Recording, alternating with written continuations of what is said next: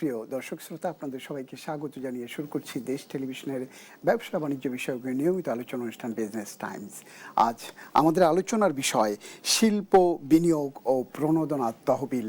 আর এই আলোচনার জন্য আমাদের স্টুডিওতে অতিথি হিসেবে আমরা পেয়েছি মোহাম্মদ শাহজাহান সিদ্দিকী। উনি প্রাক্তন সভাপতি ইন্ডিয়ান এজেন্টস অ্যাসোসিয়েশন এবং অর্থনৈতিক বিশ্লেষক। আমরা বিভিন্ন সময় তার অর্থনীতি নিয়ে, অর্থনীতির বিভিন্ন অঙ্গন নিয়ে তার যে বিশ্লেষণ সেটি শুনে থাকি। আজকেও আমরা তার কাছ থেকে এই যে কেন্দ্রীয় ব্যাংক যে 60,000 কোটি টাকার একটি তহবিল ঘোষণা করেছেন গতকাল গভর্নর মোস্তাকুর রহমান সংবাদ সম্মেলনের মধ্য দিয়ে, সেটিকে নিয়ে তার প্রতিফলন অর্থনীতিতে কি ঘটবে এবং বিনিয়োগ, বাণিজ্য, কর্মসংস্থান কতটা এগোবে সেই আলোচনায় যাব। তার আগে জানিয়ে রাখছি এই আলোচনায় আপনাদের সঙ্গে থাকব আমি সুলতান মাহমুদ। জনাব শাহজাহান সিদ্দিকী, আমরা কালকে দেখলাম যে নতুন গভর্নর, নতুন সরকার, নতুন প্রধানমন্ত্রী এবং এই নতুন গভর্নর দায়িত্ব নেবার পর এই প্রথম সংবাদ সম্মেলনে একটি বড় ধরনের ঘোষণা এলো। আমরা দীর্ঘদিন ধরে দেখছি বিনিয়োগ, বাণিজ্যে এবং কর্মসংস্থানে একটি অচলায়তন তৈরি হয়েছিল। নির্বাচিত সরকার, বিএনপি নেতৃত্বাধীন সরকার 1 বছরে 1 কোটি কর্মসংস্থান সৃষ্টি করবার নির্বাচনী ইশতেহারে যে বক্তব্য দিয়েছিল, এই কেন্দ্রীয় ব্যাংকের মধ্য দিয়ে 60,000 কোটি টাকার প্রণোদনা তহবিল তারই কি অংশ কিনা? ধন্যবাদ। প্রথমত গভর্নরকে এই প্রথম সাংবাদিকদের সামনে আসার স্বাগত জানাই, কারণ বেশ কয়েক মাস ধরে দেখছিলাম না ওনাকে, এই প্রথম আসলেন। দ্বিতীয়ত আসলে একটা বিশাল বড় একটা প্রোগ্রাম নিয়ে, সেটা হচ্ছে প্রণোদনা 60,000 কোটি টাকার।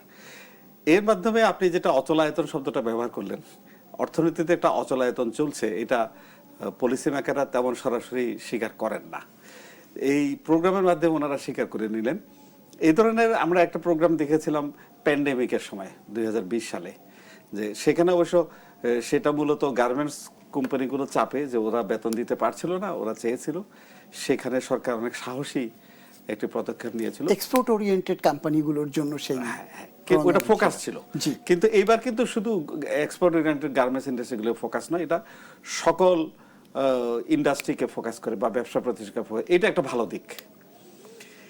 এই টাকাটা কোনো গোষ্ঠীগত স্বার্থ দেখছে না, অ্যাপারেন্টলি তো দেখছি না, ঘোষণার ভিতরে নেই। কারণ গতবার ঘোষণাটাই ছিল এক্সপোর্ট দিতে হবে এবং বেতন দেওয়ার জন্য প্রাইমারিলি শুরু করেছিল, যেটি অর্থনীতিতে তেমন একটি রোল প্লে করতো না, নতুন করেছিল। কিন্তু সকলকে দিলে যে বেনিফিটটা পাওয়া সেটা পায়নি অর্থনীতি বা দেশ। এইবার যদি সঠিকভাবে, কারণ আমরা জানি যে কোনো প্রণোদনা, কোনো সুবিধা, কোনো ডিসকাউন্টেড ইন্টারেস্ট, এটা বলে রাখা ভালো, ডিসকাউন্টেড ইন্টারেস্ট রেট মাত্র 4% আর 6% সরকার ব্যাংকগুলোকে দিয়ে দেবে, অর্থাৎ ব্যাংকও ঠকবে না। এই প্রণোদনা 60,000 কোটি টাকার এগেইনস্টে তারা 10% ইন্টারেস্ট পাবে এবং এই টাকাটা যদি প্রপোর্শনেটলি ডিস্ট্রিবিউট হয় বিভিন্ন সেগমেন্টে এবং ছোট বড়, কারণ গতবার দেখেছি যে বড় বড় ইন্ডাস্ট্রিগুলো সব টাকা ভাগাভাগি করে নিয়েছে। এখন এবার যেন ওরা বসে ভাগাভাগি করে না নিতে পারে। গভর্নরের প্রেস কনফারেন্সে তো আমরা দেখলাম যে উনি খাতোয়ারি কোন খাতে, কোন সেক্টরে কত টাকা দেবেন সেটিরও কিন্তু একটি অ্যালোকেশন উনি ঘোষণা থাকে। কিন্তু শেষ মুহূর্তে আমরা তো দেখি আমাদের যত ঘোষণা প্রায় মডিফাই হয়ে যায়, প্রভাবশালীরা প্রভাব বিস্তার করে। তো সেখানটায় প্রভাব বিস্তার যাতে করতে না পারে, এসএমই গুলোকে যাতে রক্ষা করা যায়। কারণ একটা বড় ইন্ডাস্ট্রিকে রক্ষা করার চেয়ে সেই টাকা দিয়ে 100টা এসএমই কে রক্ষা করা সম্ভব। একটু বড়, তাতে কর্মসংস্থান এক্স্যাক্টলি সেটা হচ্ছে যে কর্মসংস্থান 3 গুণ 4 গুণ বেশি রক্ষা হবে। সুতরাং আমি বলবো যে ফোকাসটা গতবার ছিল গার্মেন্টস, এবারে ফোকাসটা হওয়া উচিত এসএমই, ক্ষুদ্র কুটির শিল্প। কারণটা কি? ওরা বেশি সাফারার, ওদের ফ্যাক্টরি বন্ধ হয়ে যাচ্ছে। আর আমরা এই বিভিন্ন মাধ্যমে, আমি কদিন আগে আরেকটা টিভিতে গিয়েছিলাম, একটি বড় গ্রুপ অফ কোম্পানি অর্থ সংকটে আছে, সেটা নিয়ে আলোচনা, সেটার উপর আমার ওপিনিয়ন চাইলো। তা আমি বললাম যে একটি বড় কোম্পানি এবং টেলিভিশনের উপর 2 মিনিটের একটা রিপোর্ট করলো, এসএমইর উপরে তো আমরা এরকম রিপোর্ট ইন্ডিভিজুয়াল এসএমই আমরা করি না। আমি মনে করি ওই বড় কোম্পানির চেয়েও সে বড় কোম্পানিকে সাপোর্ট দেয় যে ছোট ছোট এসএমই গুলো আছে তাদেরকে ফিনান্স করা উচিত, কারণ তাদেরকে ফিনান্স করলে employment opportunity, goods product produce তৈরি হবে বেশি, ইকোনমিতে স্থবিরতা বা অচলায়তন আছে এটা ভেঙে যাবে, আস্তে আস্তে এটা গতিশীলতা আসবে। এই গতিশীলতার জন্য ছোট ইন্ডাস্ট্রিগুলোকে অবশ্যই ফোকাস করা দরকার। এখানে আরো একটা ব্যাপার আছে যে এটা অল্প টাকা, ব্যাংক আবার ব্যক্তিগত ব্যাংকের আবার একটা স্বভাব আছে, ওরা 60,000 কোটি টাকা পারলে একটা কোম্পানিকে দিয়ে দেয়, কারণ ওরা মনে করে একটি অর্ডারে যদি আমরা টাকাটা দিয়ে দিতে পারি, টাকাটা একজনের কাছ থেকে পার্সিভ করে টাকাটা ফেরত আনবো, কম কষ্টে বেশি, অনেক কম কষ্ট বেশি। কিন্তু আলটিমেটলি পরীক্ষা করে দেখা গেছে সেই ধারণা ভ্রান্ত, টোটালি ভ্রান্ত। বাংলাদেশে কোনো প্রমাণ নেই বড় কোম্পানিগুলোকে টাকা দিয়ে টাকাটা সময় মতো পেয়েছে, পায় না এটা বলছি না, তাদের পেছনে ঘুরতে হয়। কিন্তু এসএমই গুলোকে তো আমাদের দেশের ব্যাংকাররা ভার্চুয়ালি এসএমই গুলোকে লোন দেয় না, লোন দিলে তাদেরকে ধমক দেয় টাকা দেওয়ার জন্য। কিন্তু অথচ আমরা দেখি এসএমই বা সিএমএসএমইতে আমরা বিভিন্ন প্রতিষ্ঠান যেগুলো ব্যাংক বহির্ভূত প্রতিষ্ঠান, সেগুলো থেকে দেখলাম তাদের কিন্তু রিটার্ন 99%, মোর দ্যান 99%। অবশ্যই আপনি এনজিও গুলোর অভিজ্ঞতা দেখেন, যারা এসএমই লোন দেয় বাংলাদেশের কমার্শিয়াল ব্যাংকগুলো, তাদের অভিজ্ঞতা দেখেন চমৎকার। এসএমই ফাউন্ডেশনকে জিজ্ঞেস করেন, ওদের রিফান্ডও 97, 96, 97, 98 এই রেঞ্জের ভিতরে। যদিও ওরা বিভিন্ন ব্যাংকের মাধ্যমে এই লোন দেয়, কিন্তু ওই এসএমই ঘুরে ফিরে এসএমই যারা লয়াল, যারা সিনসিয়ার মানুষ, যারা খাটাখাটি করে নিজেই একজন শ্রমিক, এসএমই মালিক এন্টারপ্রেনার, কিন্তু 10 জন শ্রমিক যদি থাকে তার ভিতর 9 জন এমপ্লয়েড, মালিক নিজে 10 নম্বর শ্রমিক। এদেরকে লোন না দিয়ে আমরা কেন বড়দেরকে দিব? আমি বলছি না বড়দেরকে দেওয়া যাবে না, 60,000 কোটি টাকা এসএমই কে দেওয়া ডিফিকাল্ট কাজ, বড়রাও পাবে, কিন্তু মধ্যম এবং ছোট কুটির শিল্প এবং মধ্যম ইন্ডাস্ট্রিগুলো, ব্যবসা প্রতিষ্ঠানগুলো পাক। এখানে একটা জিনিস আলোচনা করা দরকার যে এই যে টাকাটা আসবে, এই টাকাটা অর্থনীতিতে কি প্রভাব ফেলবে। ইনফ্লেশন হওয়ার একটা সম্ভাবনা আছে, ইনফ্লেশন ট্রেন্ড, এমনিতেই ইনফ্লেশন বেশি আমাদের দেশে, অলরেডি 10% ছেড়ে গেছে। এই 60,000 কোটি টাকা যদি মার্কেটে চলে আসে, এটা আবার আরেকটা চাপ পড়বে। কিন্তু এই টাকাটা ইনফ্লেশনে চাপ কেন ফেলবে? এই টাকাটা বন্ধ কারখানা, কলকারখানা চালু করা এবং বিজনেসকে প্রমোট করার জন্য, কর্মসংস্থান সৃষ্টির জন্য, সেটি ইনফ্লেশনে এসে করবে। এই জন্য টাকাটা তো সরাসরি কনজিউমারদের কাছে চলে যাবে, কর্মচারীদের হাতে, মালিকদের হাতে, সেটা মার্কেটে আসবে। মার্কেটে যখন আসবে, মার্কেটে ওই পরিমাণ গুডস এন্ড সার্ভিস এই মুহূর্তে নাই। এটা একটা মিসম্যাচ, সাপ্লাই, টাকার সাপ্লাইটা যদি ম্যাটেরিয়াল থেকে বেশি হয়ে যায় তাহলে ইনফ্লেশনটা হয়। এটাই হলো আমাদের সমস্যা। আপনি সেটি ঠিক আছে, কিন্তু যে উদ্দেশ্যে আমি কালকে গভর্নরের যে বক্তব্য শুনছিলাম, সেখানটাতে যেটা বলা হয়েছে যে কলকারখানাগুলো নানান কারণে বন্ধ হয়েছে, বিদ্যুৎ সংকট, রাজনৈতিক অস্থিরতা বা রাজনৈতিকভাবে একপক্ষীয় দৃষ্টিকোণের কারণে অনেক কারখানা বন্ধ রয়েছে, উৎপাদন বন্ধ রয়েছে, সেগুলোকে চালু করা এবং কর্মসংস্থান যাতে পুনরুজ্জীবিত হয় বা কর্মসংস্থান, নতুন কর্মসংস্থান সৃষ্টি করা যায়, সেটা সেই জন্যই বলছি। ওইটা তো এমপ্লয়মেন্ট অপরচুনিটি বাড়বে, গুডস এন্ড প্রোডাক্ট তৈরি হবে। জি, এই একটা ট্রানজিশন পিরিয়ড আছে। হ্যাঁ, প্রথমে টাকাটা মার্কেটে চলে আসলে এটার একটা আমি এটার বিরোধিতা করছি না, স্টিমুলাস ফান্ডের বিরোধিতা করছি না। এটার প্রত্যেকটা জিনিসের একটা ভালো এবং খারাপ দিক আছে। খারাপ দিকটা হচ্ছে যে ইনফ্লেশনের উপর একটা চাপ পড়বে, এটা আমাদেরকে মনে রাখতে হবে। তাহলে কি আমরা কি বলবো যে আসলে যখনই সরকার কোনো আর্থিক সহযোগিতা দিতে চাইবে, সেটি গিয়ে আলটিমেটলি মূল্যস্ফীতিতে তার তাপ বাড়াবে বা তার থাম্ব রুল তাই বলে। প্রাইমারিলি তাহলে কিভাবে কর্মসংস্থান হবে? না, সেজন্যই কথাটা যাতে কনফিউজ না হয় দর্শক, সেজন্য বলছি প্রত্যেকটা ঘটনার একটা সাইড এফেক্ট আছে, এটা মাথায় রাখতে হবে। এটা আমাদের জন্য লং রানে অর্থনীতিতে একটা পজিটিভ ইম্প্যাক্ট হবে, অবশ্যই পজিটিভ ইম্প্যাক্ট হবে, এবং সাথে সাথে ছোট্ট একটু জিনিসপত্রের দাম বাড়তে পারে, কারণ জিনিসপত্রের দাম বাড়লে সরকার আনপপুলার হয়ে যায়। এট দি সেম টাইম সরকারকে এই 60,000 কোটি টাকা দিতে হবে, দেশের অর্থনীতিকে বাঁচানোর জন্য। তাহলে ওইটার একটা পেইন নিতে হবে জনগণকে, এই কথাটাই বলতে চাচ্ছি।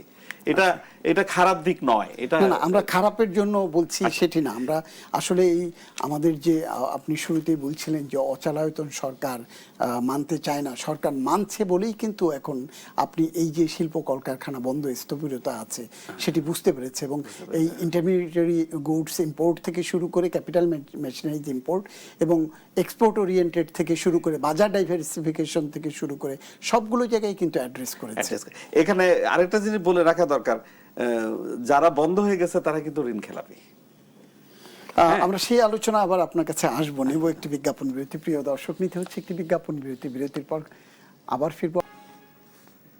বিজ্ঞাপন বিরতির পর ফিরছি আবার আমাদের নির্ধারিত আলোচনা। আজকে আলোচনার বিষয় শিল্প বিনিয়োগ ও প্রণোদনা তহবিল। আর এই আলোচনার জন্য আমাদের স্টুডিওতে অতিথি হিসেবে রয়েছেন জনাব এম এ সিদ্দিকী। আমরা আলোচনা করছিলাম, আপনি বলছিলেন যে আসলে এই তহবিলে সরকার আসলে শিল্প খাতকে পুনরুজ্জীবিত করতে চাচ্ছে, শিল্প বিনিয়োগ বাণিজ্য।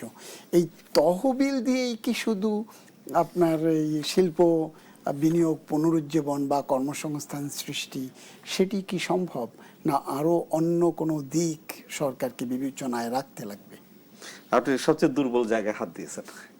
আসলে টাকা দিয়ে সব সমস্যা সমাধান হয় না। আর আমাদের দেশের ইন্ডাস্ট্রিয়ালাইজেশনের বা ব্যবসায়ের যে সমস্যা, এটা আসলে ব্যুরোক্রেটিক ট্রায়াঙ্গেল যেটা, সেটা হলো মূল সমস্যা। তারপরে ইম্পোর্টের অবস্টেকেল, ট্রেড ফ্যাসিলিটেশন নাই। আমরা কাস্টমসের যে জটিলতা, লাইসেন্সিং এর জটিলতা, পারমিশন নিতে হয় 20 থেকে 30, 40, 50টা লাইসেন্স নেওয়ার পরে একটা ইন্ডাস্ট্রি চালু করা যায়। এই জটিলতাগুলোকে সমাধান না করলে শুধু টাকা দিয়ে কিন্তু আমাদের সমস্যার সমাধান হবে না। তবে প্রাইমারিলি সমস্যাটা কিন্তু আসলে ব্যবসায়ীরা যখন বলে, তখন ব্যবসায়ীরা সুদের কথা বলে, টাকার কথা বলে, যে আমরা সহজে ক্যাপিটাল পাই না। এটা বলে এই জন্য যে তাদের ভিতরে একটা হতাশা আছে, যে বিজনেসের যে অবস্টাকেল গুলো আছে, যেগুলোকে আমরা ইজ অফ ডুইং বিজনেসে ইন্ডেক্স দিয়ে যেগুলোকে স্পেসিফাই করা হয়, সেগুলো আসলে অ্যাড্রেস করতে হবে। সেটা অ্যাড্রেস করার জন্য একটা মোক্ষম সময় হচ্ছে বাজেট।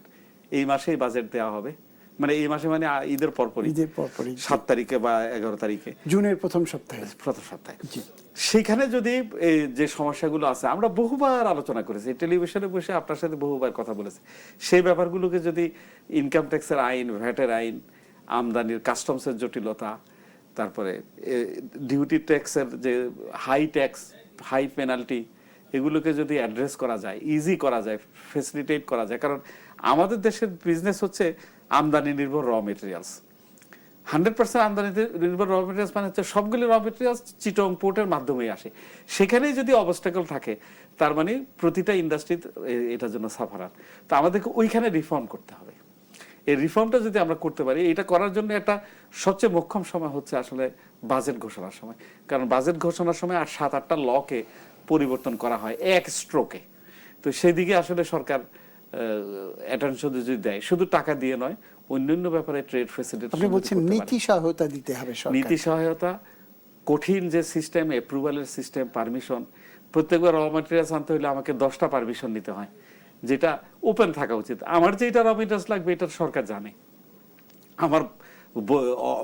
আমাকে যে লাইসেন্স দিয়েছে সেখানেই বলা আছে এই র মেটেরিয়ালস আমার লাগবে, সেটার জন্য আবারও পারমিশন নেওয়ার জন্য সেই অথরিটির কাছে কেন যেতে হয়, বারবার ঘুরে যেতে হয়। তো কতগুলি প্রোডাক্ট আছে, এলসি করার আগে পারমিশন, মাল রিলিজ করার আগে পারমিশন, মালগুলো গোডাউনে আসার পরে পারমিশন, বিক্রির জন্য পারমিশন, এই ধরনের কঠোর প্রতিটি স্তরে একটি ব্যারিয়ার আছে। এই ব্যারিয়ারগুলো ইন্টারন্যাশনাল কনটেক্সটে যদি আমরা দেখি এগুলো নাই, অথবা রিজিওনাল অন্য দেশেও যদি দেখি সেখানে এই ধরনের ব্যারিয়ার নেই। তো আমাদের এখানে এই ব্যারিয়ার কেন? এই ব্যারিয়ারগুলো রিমুভ করতে লাগবে, করতেই হবে।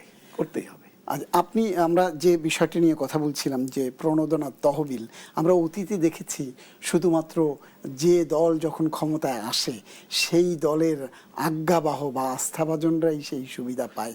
এবার কি সেরকম কোনো শঙ্কা আপনার আছে কিনা? শঙ্কামুক্ত হব তখন যদি দেখি নিরপেক্ষভাবে সরকার এই সিদ্ধান্তটা নেয়। কারণ এখন পর্যন্ত আমরা এমন কিছু দেখছি না যে নিরপেক্ষভাবে কোনো কাজ হবে।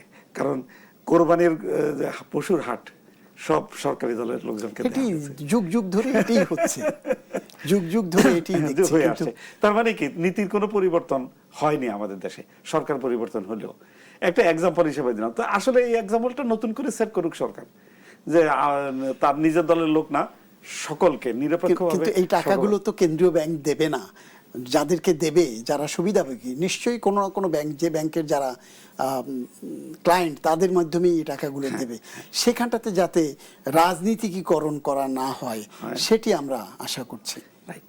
ধন্যবাদ জনাব এম এস সিদ্দিকী, আপনাকে আমাদের সময় দেওয়ার জন্য। প্রিয় দর্শক, আলোচনা শেষ করছি এখানেই। আলোচনা শেষ করবার আগে জানিয়ে রাখতে চাই, দেশ টেলিভিশনের ব্যবসা বাণিজ্য বিষয়ক এই নিয়মিত আলোচনা অনুষ্ঠান বিজনেস টাইমস সপ্তাহে শনি থেকে বৃহস্পতি একই সময় সরাসরি সম্প্রচার হয়ে থাকে। আমাদের সঙ্গে থাকবার জন্য আপনাদের সবাইকে অনেক অনেক ধন্যবাদ জানাচ্ছি। আমি